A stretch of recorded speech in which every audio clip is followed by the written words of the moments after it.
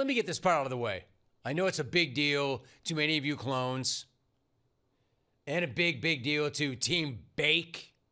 Happy 420, yo. Enjoy your holiday responsibly. I know you will. If you are partaking and you are enjoying the jungle today, good for you. And if you know any Detroit Pistons fans, maybe share some of your stash with them, because I'm sure the Piston fan is a little anxious right about now. Pass the Dutchie over to the Piston fan. Pass the Dutchie over to the Piston fan. Because you know they're probably a little anxious. Then again, if your kid gives you the so-called Everclear or crack of Cron, like my kid did, believe me, it'll only make you more anxious, if not downright paranoid. It won't help. But happy 420, y'all. Now, specifically, as for you, Detroit, say it with me now. Uh-oh. And Orlando, I have 3 words for you. Play the song. Play the song. Play the song. Play the song. Like, who knew we'd be blasting this song this week? I mean, I want to say or ever, except that I thought there was some ceiling there. Here we all thought that the Magic were a cratering, dysfunctional disaster. Here we all thought this team would be in Cancun by now.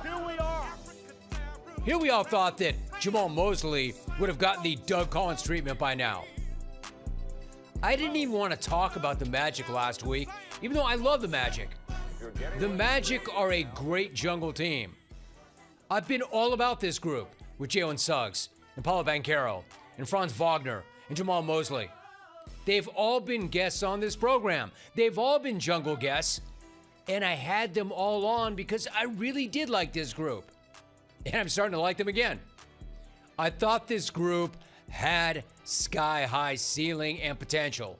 Then we all watched a very ugly season get uglier and uglier. And the reporting about their very ugly season got uglier and uglier. Then they lost to the Embiid-less Sixers in the first playing game, and Orlando just seemed like they were ready to shut it down and then go home. Shut it down! Let's go home! And then they come out of nowhere. They come out of nowhere on Friday night, and they annihilate the Hornets. You know, the Hornets, who are supposed to have their year finally. I mean, they curb stomped them. They beat them into submission. And then something changed with this team, because then they came out with that same energy again yesterday, and they ripped the home court from the top seed Pistons. Like, the Magic don't win road playoff games ever. And they really don't win them against the top seed in the conference. Until now, that is. It's almost like the Magic have finally clicked and figured something out together. And you don't even have to take it from me. Take it from Banchero, because he said it after the game. Quote, "It's definitely a new season and a new energy." End of quote. Now, on the flip side, none of this is new for Piston fan, because much as Orlando cannot win a game on the road, or couldn't, Piston fan just watched their Pistons lose their 11th straight home playoff game. I mean, I had to check that. How is that even possible? Bad enough to lose 11 straight playoff games, but damn near impossible to lose 11 straight playoff games at home. Detroit has not won a playoff game in their own building in 18 years. Now, I guess the one positive in all of this is it's no big deal that they just gagged away the home court advantage, because there is no such thing as a Pistons home court advantage. Anyway, the good news is it's only one game. The Pistons did win 60 this season. They're more than capable of bouncing back, but they're definitely in a series now. And unfortunately for Detroit, Orlando is no normal 8. And they're suddenly playing their best basketball of the year when it matters most. I mean, And they're even more dangerous if their star player and head coach don't hate each other, or at least have found a way to coexist when it matters most. Like, I'm in shock. I can't believe the way that thing flipped. And sure, it's only one game here. But they lost again to Philadelphia without Joel. And then they hammered the Hornets. So, Piston fan, you're going to have to wait a little longer to finally see a Piston home playoff win. And one more memo to Piston team. If any of you not named Cade Cunningham want to help Cade Cunningham, that'd be a pretty good thing. However, shifting gears, the wait in San Antonio is over. And man, did Wemby's playoff debut ever live up to the hype? Nothing lives up to the hype except apparently Wemby debuting in the NBA playoffs. Oh, and the Sabres returning to the NHL playoffs after 15 years. You know I'm going to get to that a little bit later on.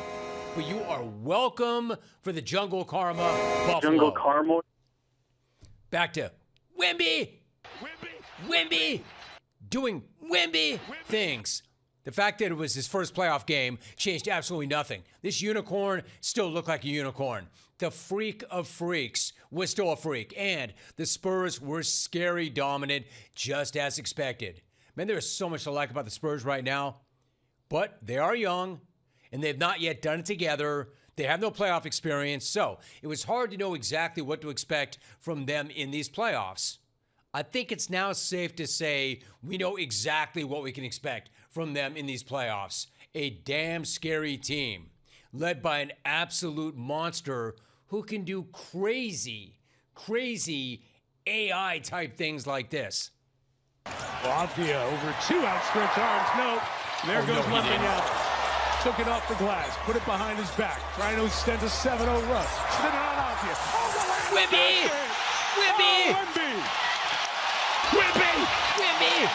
Wemby! Damn, was that Tim Duncan? Dude, I don't know what's a better look. Tim Duncan?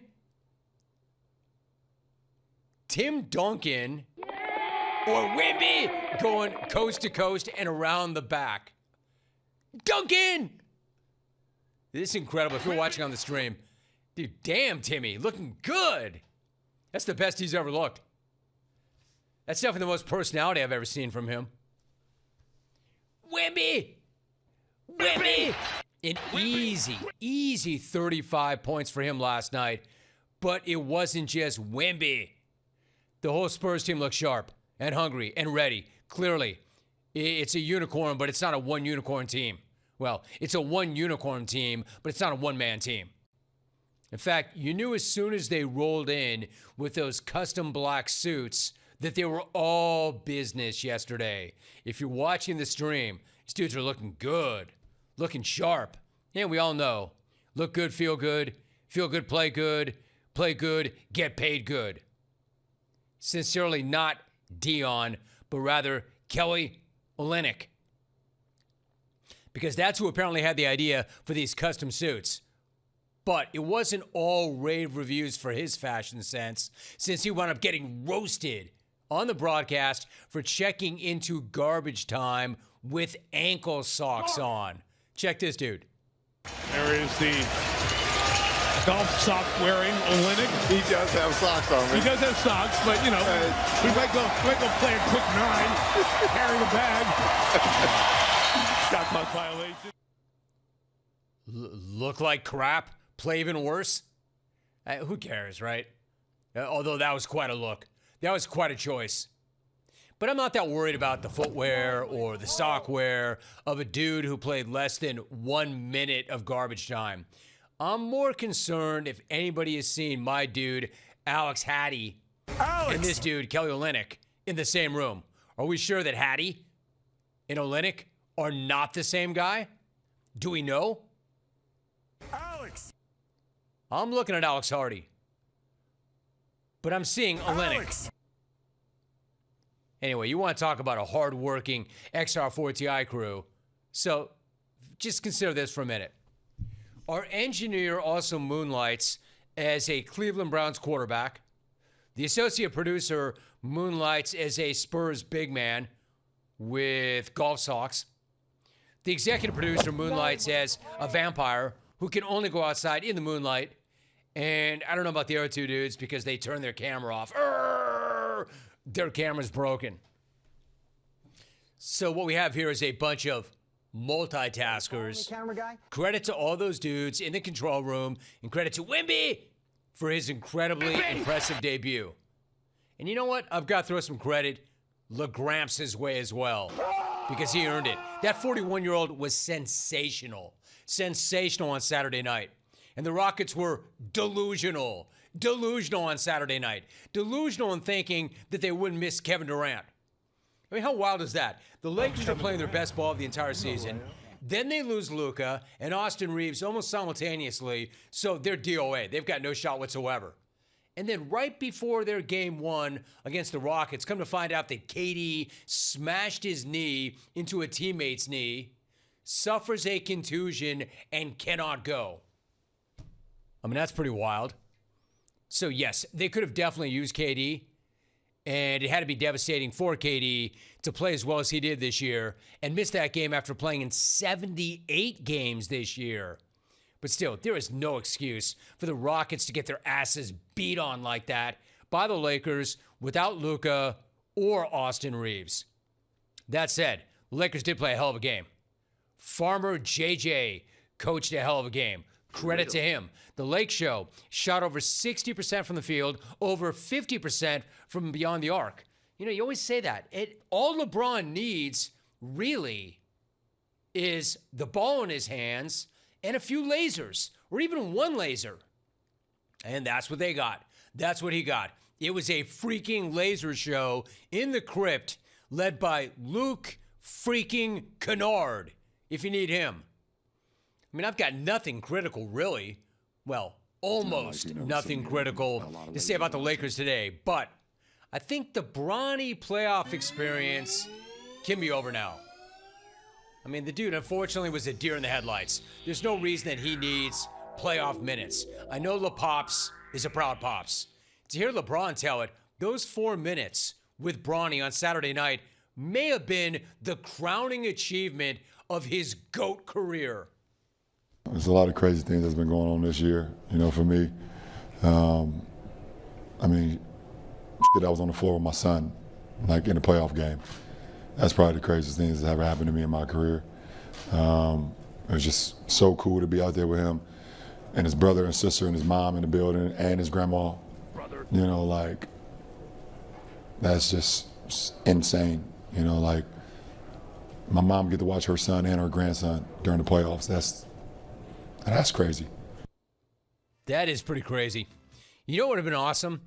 If all of the rest were given Laker uniforms and they could have played with LeBron too. That would have been awesome. All 5 family members at the end of that game. Now, that would have been insane. I would have been in favor of that. Hey, look, I'm sure that really was a special 4 minutes for father and son, of course. Of course. Even though all it resulted in was one son turnover trying to pass it into Pops. But even still, as he pointed out, we were on the floor together. So you have those 4 magical moments. And LeBron said it might have been the craziest thing that's ever happened in his entire career. So you know what we should do? We should bottle up those 4 minutes and make sure that they're really special. And I mean ever. And make sure they're so special that they're the only 4 minutes. That way they can really cherish those 4 minutes forever. Then again, Bron earned it, right? If Bron has enough left in the tank to show up like that, the way he did in game 1, and then can help everybody around him raise their game the way they did, and the Rockets are going to continue to urinate down their legs, and KD is unavailable, and Bronny cannot hurt them in any way, shape, or form, then sure, let him play a couple of minutes a night and turn it over a couple of times trying to feed his old man. As long as the game is already over, I have no issue with that whatsoever. You want to really know what happened? It seemed to me, when you found out that KD could not go, that was a pretty good sign for the Lakers. But I knew the Lakers had this in the bag actually before warm-ups. It's bad enough that the Rockets had no KD, but even worse that they had no KD and their other big player was getting all starstruck around LeBron. Check this out. Check out Şengün getting up to hopefully dap LeBron. Are you watching this on the stream? Oh, here he comes. Hello, sir. Bam! Went right by him. Didn't even acknowledge him. So the kid gets up out of deference and respect to LeBron. And LeBron, he's got his earbuds in, just went right by him. The psychological warfare, man, that had to be embarrassing. Hey, I get it. Being in the NBA is your dream. The man you've been idolizing since middle school is about to cross paths with you. Maybe dude should have played better defense if LeBron, or would have if LeBron at least acknowledged him. You can't tell me that wasn't in his head. He's been idolizing this guy like his entire life, and then he's going to play. Like, think about this. LeBron's talking about how amazing it is that he played in a playoff game with his son. Then you've got dude on the other end who's been idolizing LeBron his whole life, and then he's about to walk right by him before a playoff game, and Bron just stones him. I mean, look, good dude, nice player, but bro, head on a swivel. There are cameras everywhere. Not only did you experience that moment, so did all of us. We all saw it. If everybody can do it, where's the camera? Where's the camera? Where isn't the camera? The camera is everywhere. So that was just too much to overcome for the Rockets. So do they bounce back? LA did their job. They stole a game. And now what? We have to wait and see about Kevin Durant and what his status is. Man, he had to be so bent for all the load management. That old man played 78 games this year and played really well. Really well. And smashes into a teammate's knee in practice and can't go in game one. And they get beat by the Lakers minus Luka and Reeves? Wild.